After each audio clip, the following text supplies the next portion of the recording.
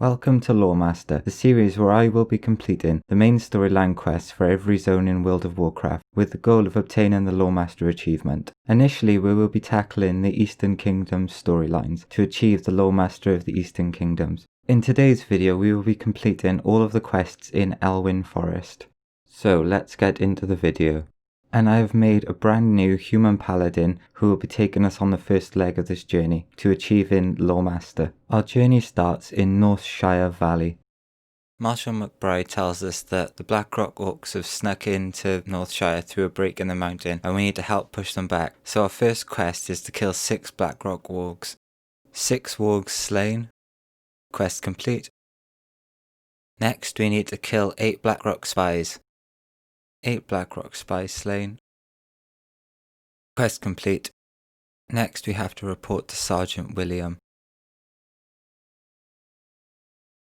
Sergeant William wants us to kill 8 Goblin assassins. And Brother Paxton wants us to revive 8 injured Stormwind soldiers. There's the Stormwind soldiers healed and the Goblin assassins killed. Let's turn these quests in. Goblin assassins quest complete. And Sergeant William sends us back to Marshal McBride. And Stormwind Soldiers quest complete. Back to Marshal McBride, who wants us to recover 8 Blackrock Orc weapons. And Millie Osworth wants us to use her extinguisher to put out 8 vineyard fires. Let's go. 8 Blackrock Orc weapons collected. And 8 vineyard fires extinguished. Vineyard Fires quest complete, and there's the Blackrock Orc weapons turned in. And finally we need to kill Kurtok the Slayer, who's responsible for leading the Orcs on the recent invasion into Northshire. Kurtok the Slayer has been slain. Back to Marshal McBride. Marshal McBride gives us a letter to take to Marshal Duggan in Goldshire, so let's go to Goldshire. Here in Goldshire we give our letter to Marshal Duggan, who wants us to go and explore the Fargo Deep Mines, after reports that it has been overrun by kobolds.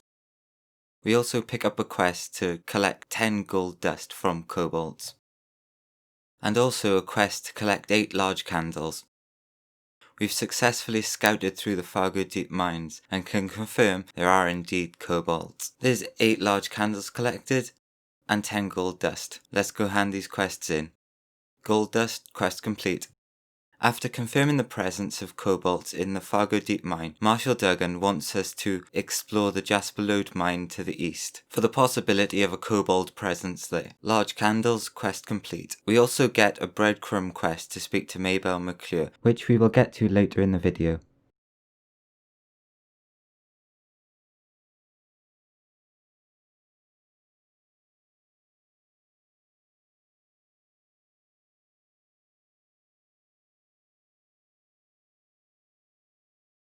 Yep, definitely a lot of kobolds present. Back to Marshal McDuggan to tell him about all the kobolds. And now we're being sent to the Westbrook garrison to speak to Deputy Rayner, but we'll come back to that later. Earlier on we picked up a quest to speak to Guard Thomas at an outpost to the east. He tells us that 2 guards were sent north to investigate the river and haven't returned, and wants us to investigate their whereabouts, along with a quest to kill some wolves and bears. Next to Guard Thomas there's a bounty board which gives us a quest to collect some Murloc fins and also to collect the head of a wanted criminal named James Clark. To the north we find a half-eaten body which turns out to be one of the missing guards. There are also footprints leading to the Murloc village to the east, which lead us to the body of the second missing guard. Torn Murloc fins collected for the bounty. James Clark's head collected. From James Clark we also receive a gold pickup schedule incriminating somebody known as the Collector. At the Eastvale Logging Camp we pick up a quest to collect 6 linen scraps, as well as collect some bundles of wood for Supervisor Raylen, and also inform Marshal McCree that we've taken care of James Clark and show him the pickup schedule note in the collector. Marshal McCree then tells us to find and bring the collector to justice. Bundles of wood collected and leather scraps collected. Let's go turn these quests in. There are the linen scraps handed in and also the bundles of wood. There are the wolves taken care of, along with the bears. After finding the collector's hideout and a few clutch heels, we managed to bring the collector to justice and take his ring as proof. So back to Marshal McCree to tell him. Upon completing this quest, Marshal McCree informs us that the collector might have had links to the Defias Brotherhood.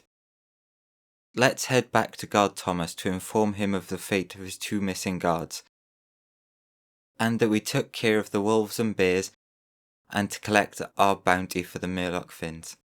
Earlier we received a quest to speak to Maybelle McClure at the McClure Vineyard. Maybelle wants us to give a love letter to Tommy Stonefield, who's on the opposite side of the McClure-Stonefield family feud. After giving the love letter to Tommy, he wants us to find a way for them to be together and tells us to speak to Grandma Stonefield. Grandma Stonefield tells us to talk to William Pestle in the Goldshire Inn because he's surely bound to have a potion that will help unite the 2 young lovers.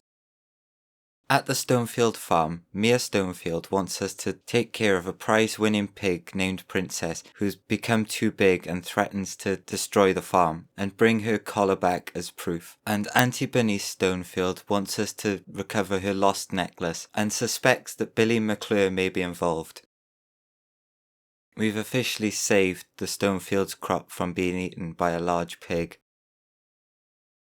Quest complete. Talking to Billy reveals that he didn't take the necklace, but you might know who did, but he won't tell us until he gets a pie. On to collecting some boar meat so that Auntie Bernice can make the pie. Auntie Bernice begrudgingly makes the pork belly pie, so back to Billy. Billy finally tells us that he was playing near the Fargo mines and dropped the necklace there. The quest leads us to a kobold named Goldtooth, who has Auntie Bernice's necklace. Back to Auntie Bernice to return her necklace. Necklace returned, and now back to our 2 young lovers.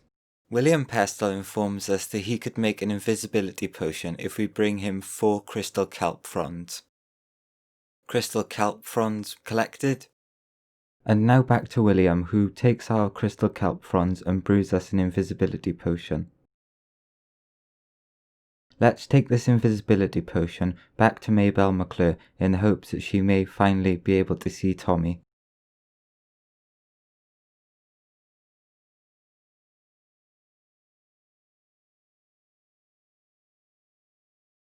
Well, it seemed like that invisibility potion did the trick. Quest complete. At the Westbrook garrison, Deputy Rayner informs us of a large pack of gnolls to the south and wants us to bring him 8 painted gnoll armbands. There's also a wanted poster for a huge gnoll named Hogger, so we have to deal with the Hogger situation.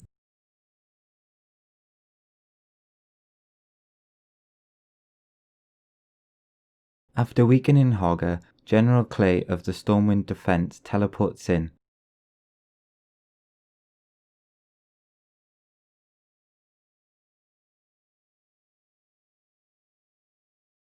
And arrests Hogger, taking him to the Stormwind Stockades in the hope that this will end the gnoll aggression in Elwynn Forest.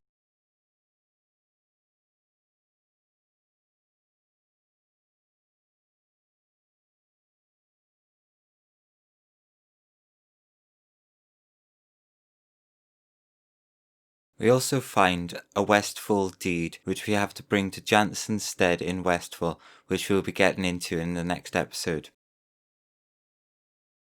The final gnoll armband coming in, let's head back to Deputy Rayner. And there are the gnoll armbands returned to Deputy Rayner. And finally, to complete Elwynn Forest, we head back to Marshal Duggan to inform him that we've taken care of the Hogger situation. So that's Elwynn Forest complete. Join back next time when we will be journeying into Westfall. Thanks for watching, and if you liked the video give it a like and subscribe to see more. See ya!